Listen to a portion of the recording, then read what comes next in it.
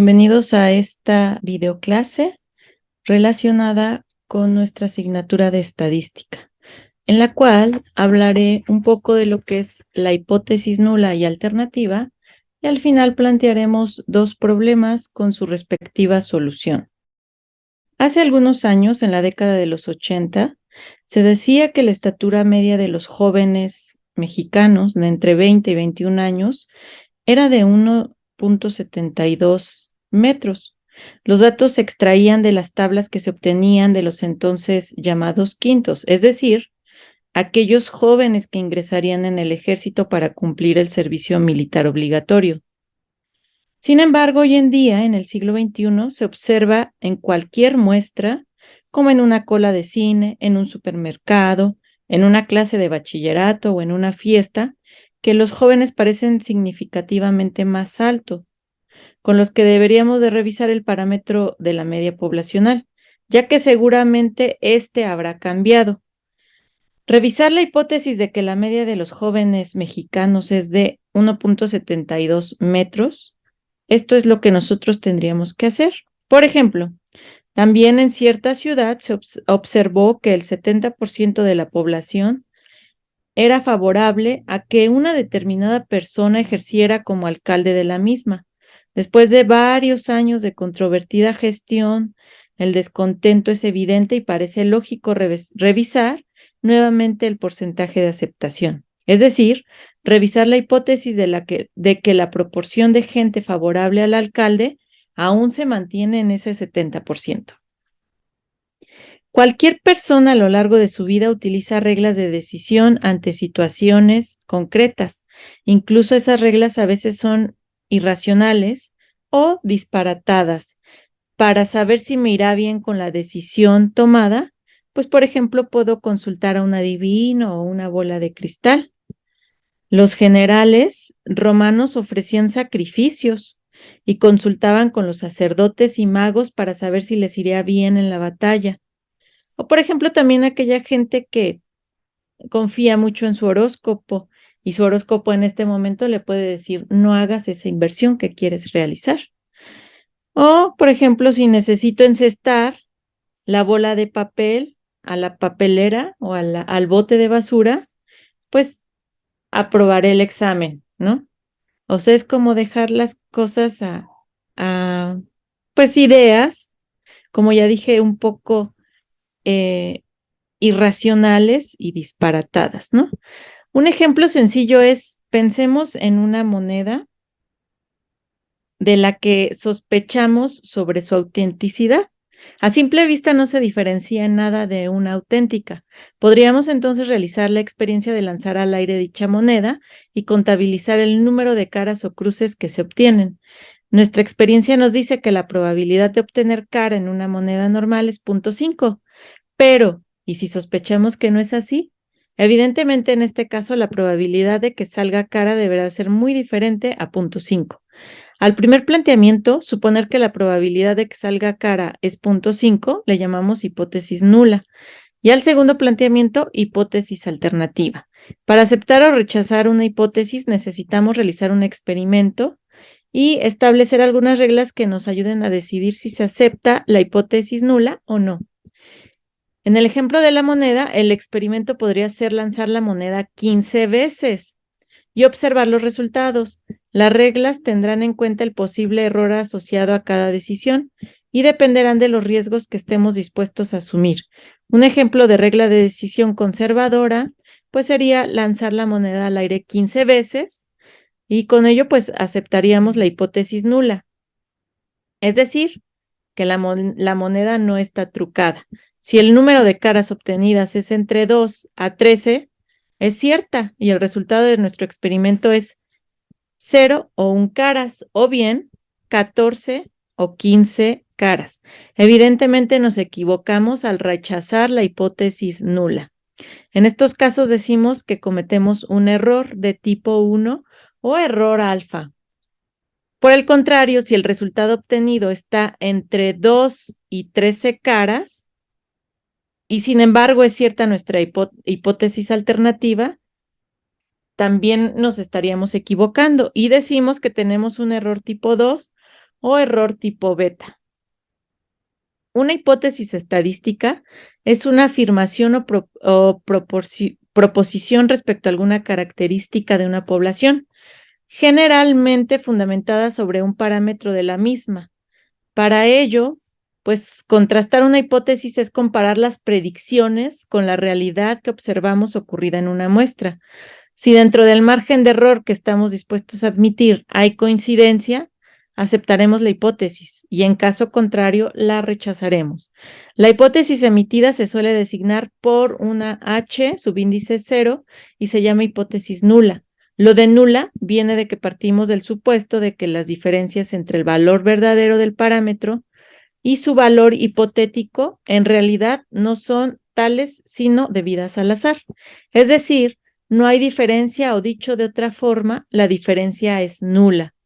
La hipótesis contraria se designa por una H subíndice 1 y se llama hipótesis alternativa. También en algunos textos la vamos a conocer como una H mayúscula subíndice A.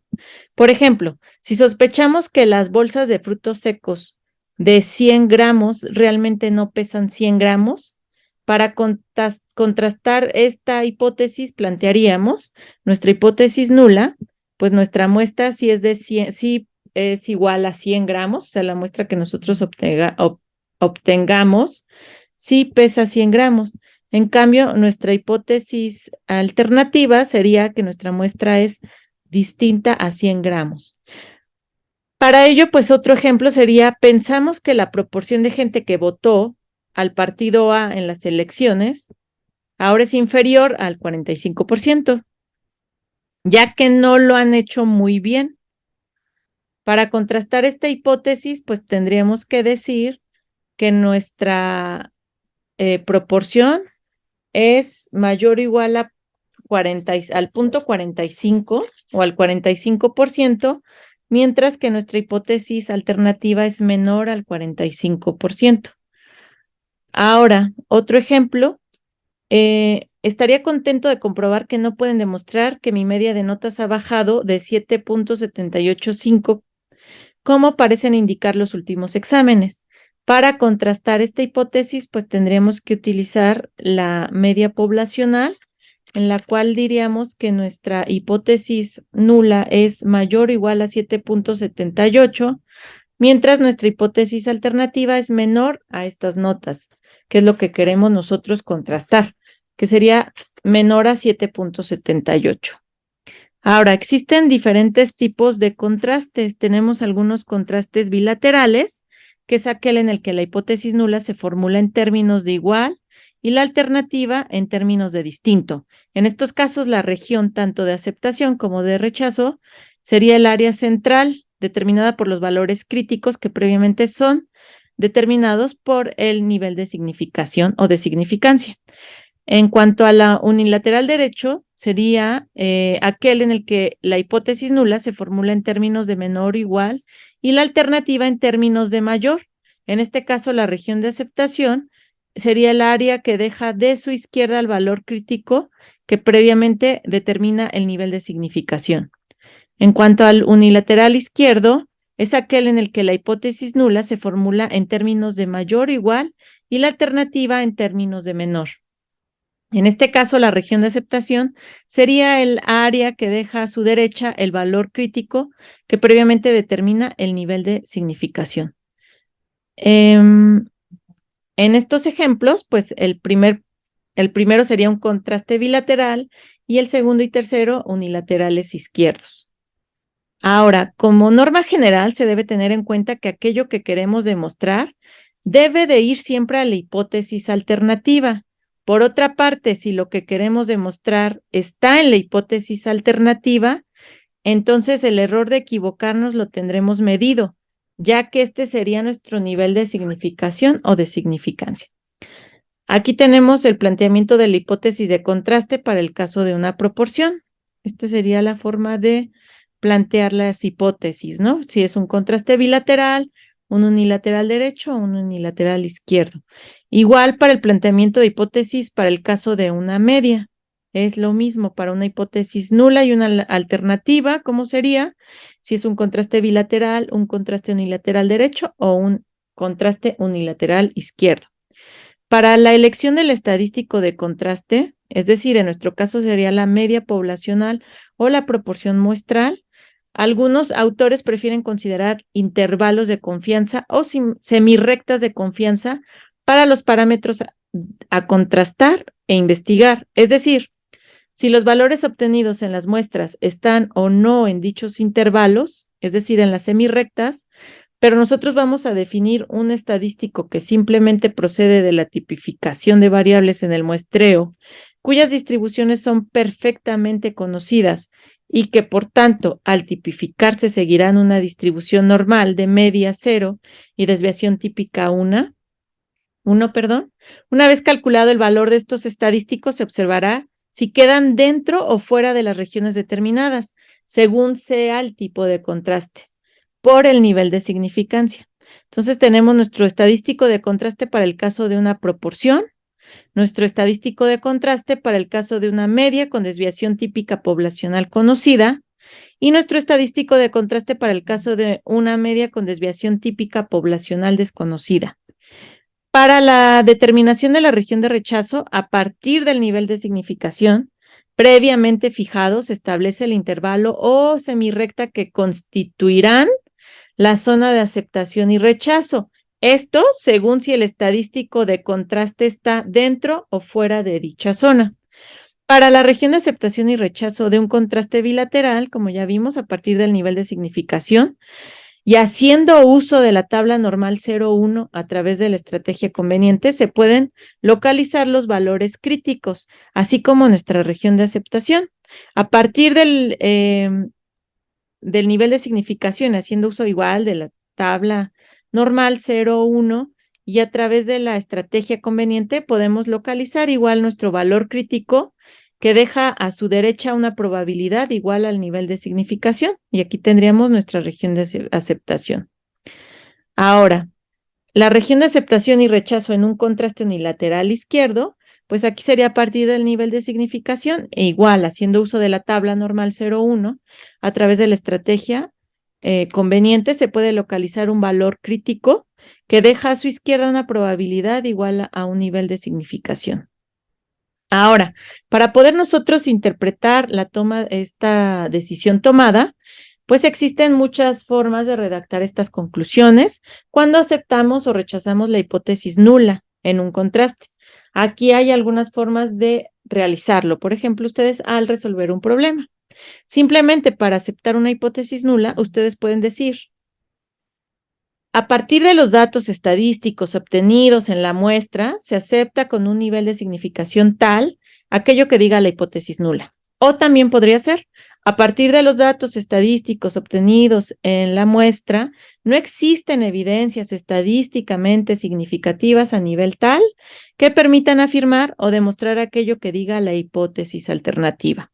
En cambio, para el caso de rechazo de la hipótesis nula, sería a partir de los datos estadísticos obtenidos en la muestra, existen evidencias estadísticamente significativas a nivel tal que permiten afirmar o demostrar aquello que dice la hipótesis alternativa, con riesgo de equivocarnos igual al nivel de significación.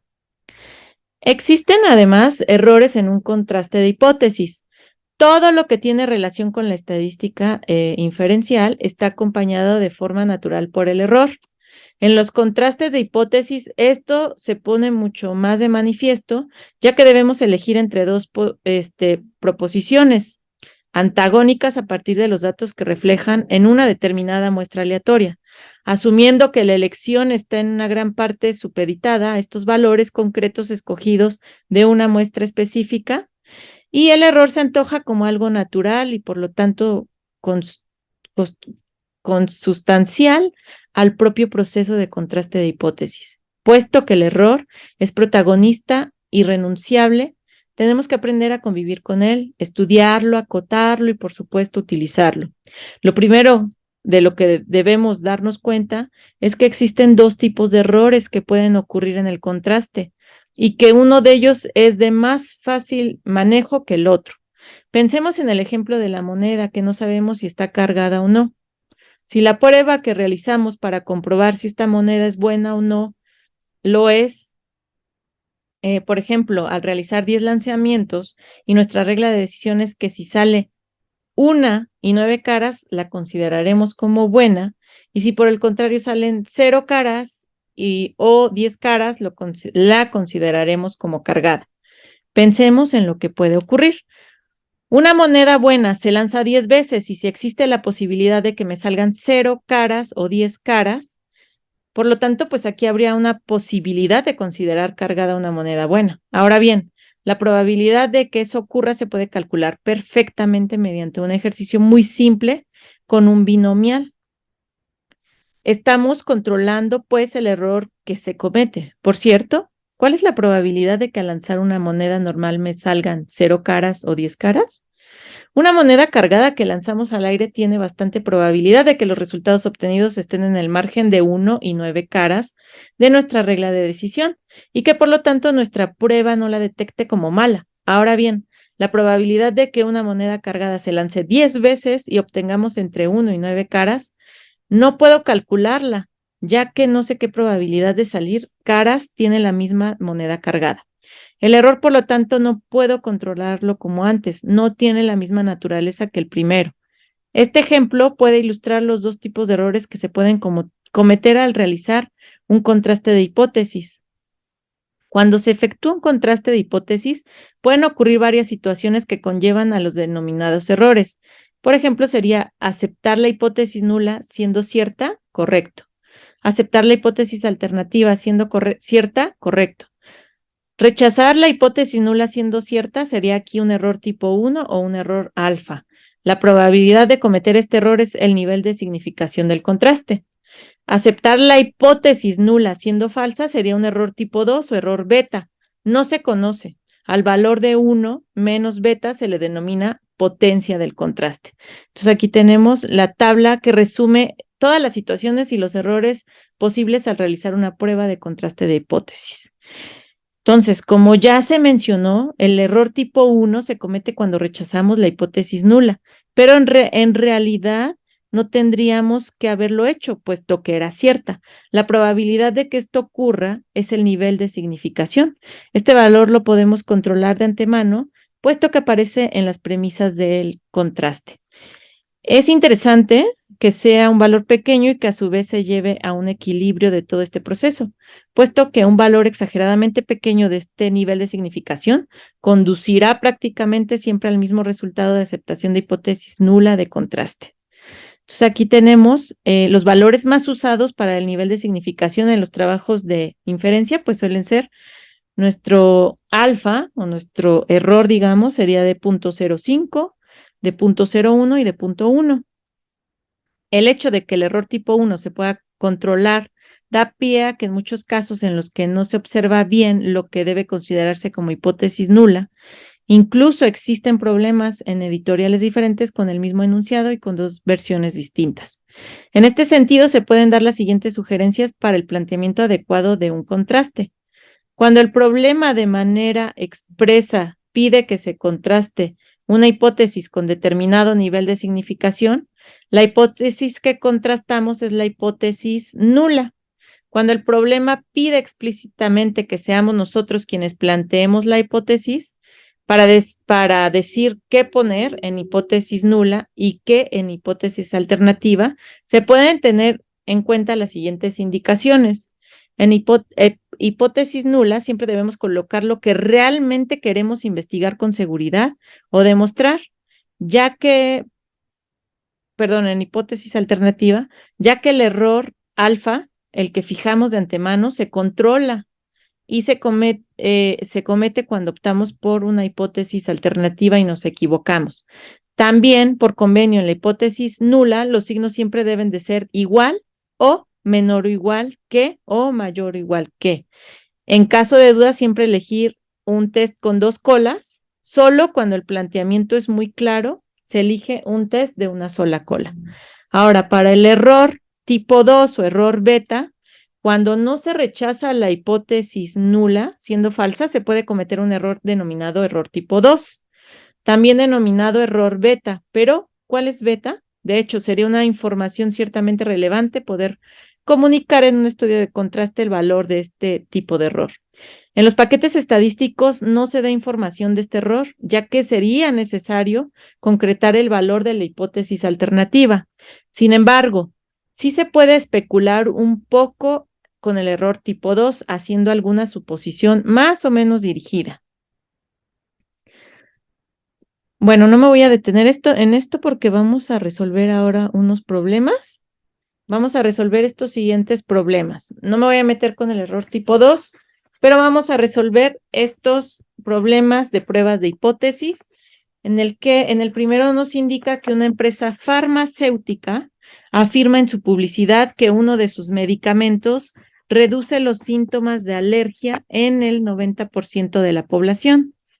Para ello, se ha experimentado el fármaco en una muestra de 200 pacientes y se ha obtenido mejoría en 170 personas.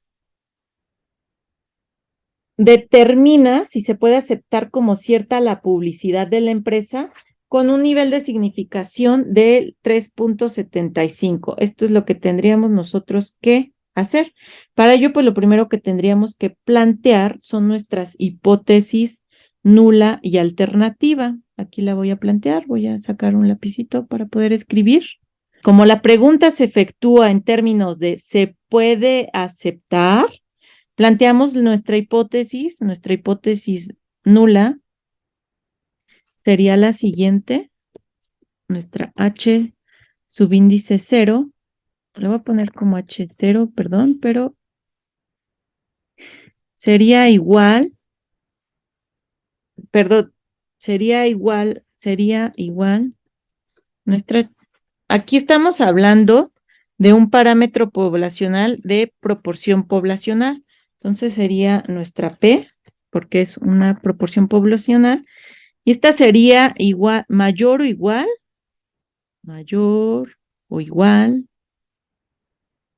a 0.9. Esta sería nuestra hipótesis nula, 0.9. Disculpen, pero así se ve con el lapicito. Ahora, nuestra hipótesis alternativa sería, pues la tendríamos nosotros que poner y sería igual, estamos viendo que nuestro parámetro poblacional es una proporción, entonces sería nuestra proporción es menor a 0.9. Esta sería menor a 0.9. Ahora, el valor de la proporción muestral, o lo que se conoce como P0, aquí P0, sería igual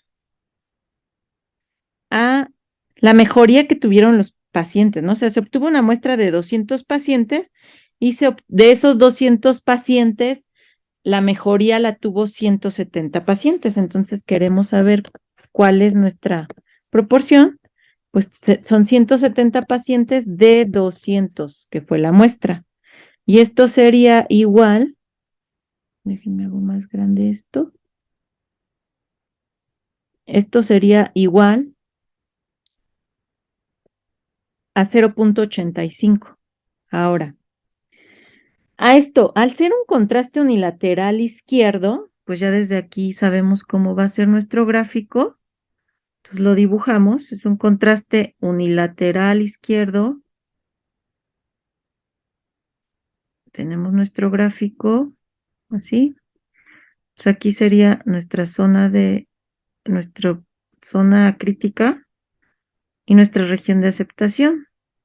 Entonces, al ser un contraste unilateral izquierdo, determinamos la región de aceptación y de rechazo para un nivel de significancia de, aquí nuestro alfa sería igual a 0.375, 0.375. Y nuestro Nivel de significación, como ya dijimos, pues es el 0.375. Nuestra región de aceptación iría de menos 1.78 a infinito, digamos. Y nuestro estadístico sería igual a menos 0.78.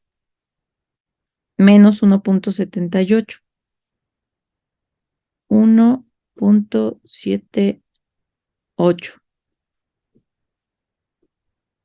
Entonces, la región de aceptación que tendríamos sería de menos 1.78 a más infinito.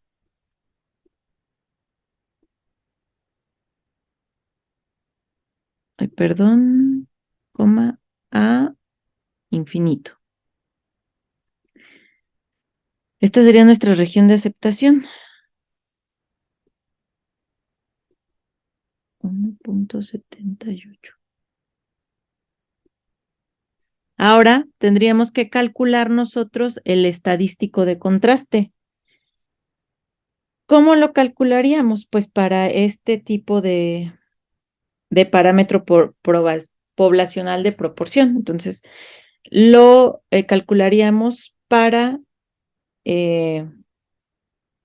un parámetro de poblacional de proporción. Entonces, tendríamos que nuestro estadístico de contraste sería igual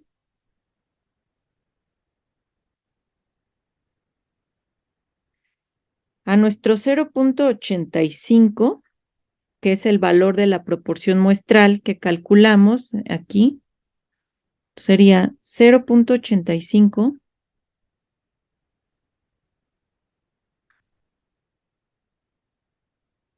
menos el 90% que nos dice, según el estudio, la publicidad de esta empresa farmacéutica, dice que el 90% de la población reduce los síntomas de alergia en el 90% de la población. Entonces sería lo que nos dice nuestra farmacéutica, ¿no? Entonces sería menos 0.9, que todo esto está en porcentaje, sobre la raíz de 0.9 menos 1 menos 0.9